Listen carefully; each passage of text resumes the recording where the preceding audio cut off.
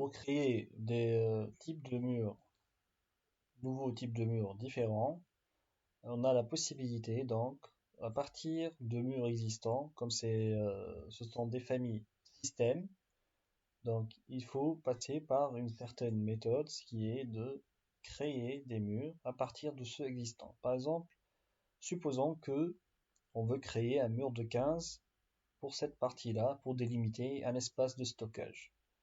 Donc, dans notre liste, il se pourrait que ce type de mur n'existe pas dans notre liste ou dans nos types de murs dans le projet.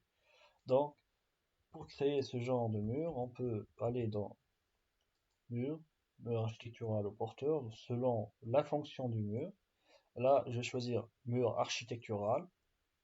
Et donc, je vais choisir le type le plus proche de mon objectif. Donc, généralement, il y a des types de murs génériques dans le modèle, enfin, dans les gabarits par défaut, et qu'on peut utiliser pour générer d'autres, comme le nom l'indique, c'est des trucs génériques qui pourront servir à la création d'autres typologies de murs, diverses et variées. Et donc, je vais choisir le générique 100 mm, qui est un mur de 10, pour en créer, le transformer ou le dupliquer et créer le mur de 15. Donc, je vais aller dans modifier le type.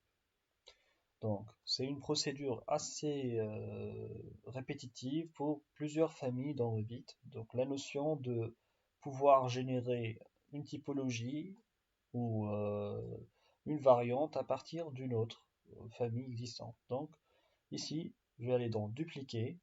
Donc ici, il y a un 2 qui s'ajoute pour éviter les doublons au niveau des noms. Et donc, je vais changer pour euh, le nom pour 150 mm, ce qui correspond à 15 cm. Donc là, j'ai changé le nom, donc j'ai dupliqué, j'ai changé le nom, et il reste à changer l'épaisseur qui est encore de 10 cm. Donc, je vais aller dans structure, je vais modifier, et là, je vais tout découvrir qu'il y a une seule couche. Donc, il y a toujours une possibilité d'ajouter plusieurs couches dans un mur, comme pour le mur extérieur qui est un mur composé. Donc là, c'est pas un mur composé, donc ce que je veux créer, donc je vais aller changer l'épaisseur. Il y a une seule épaisseur, et une fois que c'est changé, je valide. Ensuite, je vérifie bien sûr la fonction parce qu'il y a des options de mur, soit si c'est un mur extérieur ou intérieur. Donc dans ce cas, c'est un mur extérieur, techniquement, donc ça reste toujours dans l'extérieur. Et je vais valider donc.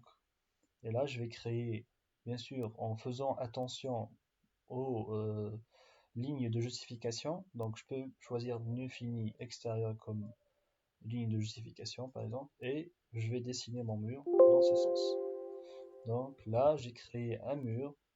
Donc, je peux toujours, dans la continuité, continuer à insérer une porte à ce niveau pour créer un espace de stockage dans mon bâtiment. Donc, voilà en gros comment générer à partir d'un mur, créer d'autres murs suivant nos besoins.